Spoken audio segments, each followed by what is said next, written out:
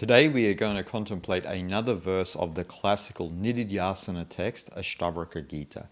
And for those who don't know what a Nididhyasana text is, or the teachings of Nididhyasana, then I highly recommend you go and watch my video on Nididhyasana. But today we're going to contemplate another verse of the Ashtavakra Gita, and I highly recommend getting either this translation by Swami Nitya Swarupananda or by Thomas Byram. His book is actually called The Heart of Awareness. And you'll see it says the translation of the Ashtavakra Gita. And so this verse that we contemplate today is just like the one we've contemplated before. It can be very confusing for those who haven't contemplated deeply on the nature of the Atman and Brahman. The nature that your undifferentiated consciousness, the Atman within you, the self, is identical with Brahman, the ultimate reality, the irreducible essence of the universe, where everything comes from and everything goes back to.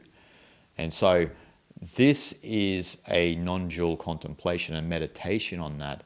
And again, for those with the ears to hear this teaching, it'll pierce you deeply into your core. And so without further ado, let's get into this verse. Where are prarabdha karmas? Where is liberation and life? And where is even liberation at death for me, the ever undifferentiated? Again, like the other verse we explored in the previous video, this can be extremely confusing. First of all, prarabdha karmas means personal predestined karma, according to your own life and past life. And so you have your own personal predestined karma, which you live out. But as the Ashtavakra Gita is saying, the prarabdha karmas only exist for those who are differentiated, the jiva, the persona, the ego, but not the undifferentiated, the Atman.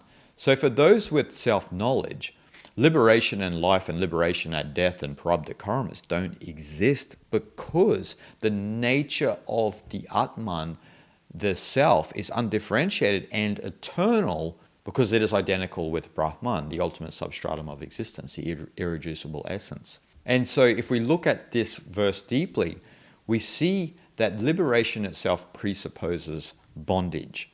Now this is one of the core points, right? Because as I mentioned in the last video on the Ashtavakra Gita, it is only the jiva that seeks to be free from suffering to experience liberation. Now, we could say that because we are a bunch of jivas conversing on my channel here, then we are all seeking to overcome suffering in some way. But again, that's from the jiva's perspective. And so the idea of the Nididhyasana text, like the Avadhuta Gita or the Ashtavakra Gita, is to go to the core of the problem because our awareness has gone away from the Atman. Our awareness is only residing in the jiva, in the persona and ego. And so we have a differentiated perspective of the world of this and that, and we suffer accordingly. We have to turn our awareness back in to the ultimate reality, and then we realize that the jiva itself is a construct of socialization and past life karma, and so that itself is the changeful, not the changeless. And so when you reside as the Atman, change does not pierce your heart because you've resided in the changeless. And you are not identifying with the wave anymore. You reside as the ocean. You understand that the wave is just part of the ocean and you've stopped identifying as the wave. You are just now the greater totality, the ocean. So in this verse, in a very subtle way, the Ashtavakra is trying to explain that the idea of liberation is a serious limitation for the serious spiritual seeker, the one who is seeking wisdom, because it blocks him from the true nature of the Atman. They are seeking to be liberated, even though they are fundamentally the Atman.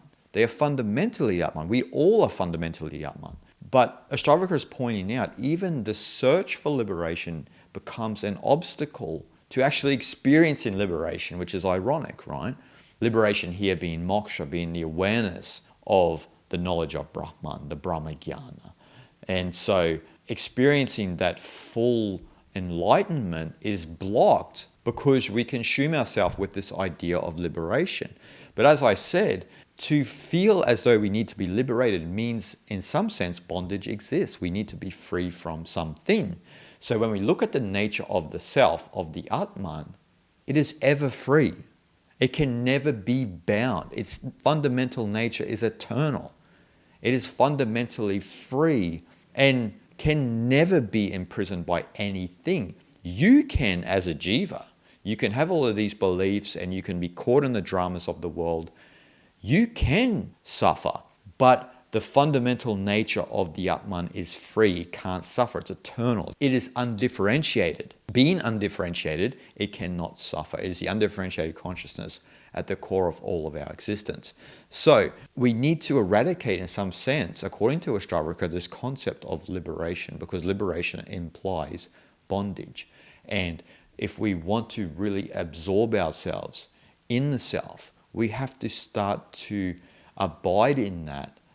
And that's what Ashtavakra helps you to do, to abide in the self, because from there you realize, hold on a second, I'm not bound, I'm ever free.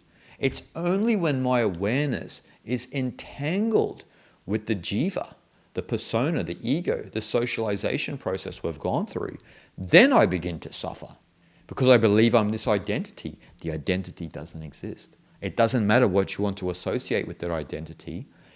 It does not exist. This same truth also applies to liberation at death. So a lot of us have this concept that we're going to be liberated at death, but this means that you are identifying wholeheartedly with your body as if it's going to be a permanent existence, as if you are the vehicle rather than the consciousness that is within this vehicle, and this vehicle is only a vehicle for the fundamental consciousness to experience reality.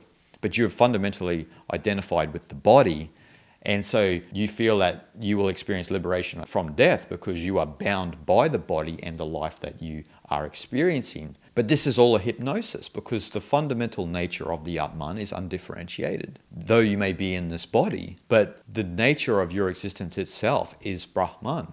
It's not the body. The body is a very temporary phenomenon on the ocean of Brahman, the ocean of the universe. But we identify wholeheartedly with the body. And I'm not saying that you shouldn't take care of your body and take care of your health. I'm not saying that. What I am saying is that you will not experience freedom through the body, so to speak, because the body itself is part of the jiva. It makes up the mind-body matrix, which builds the idea of your identity. And so it again is another association that we identify with, which eventually we have to overcome at death anyway. But the idea in the Ashtavakra is we need to disentangle from overly identifying with the body right now, because only then you could understand the Atman. And so that doesn't mean you won't live your life through this body, you still will, but you'll understand all is Brahman.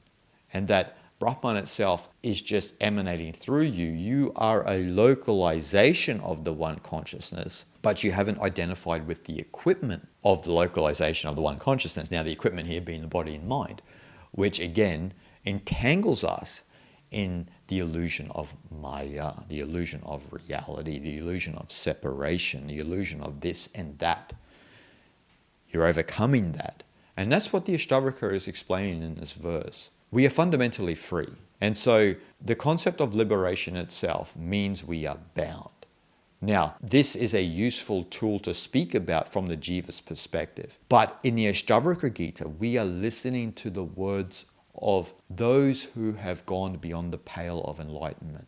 And that's why these nididhyasana texts are important, because these pierce to the heart of your awareness, allowing you to realize truthfully and assimilate that the world is truly Brahman. Shanti, Shanti, Shanti.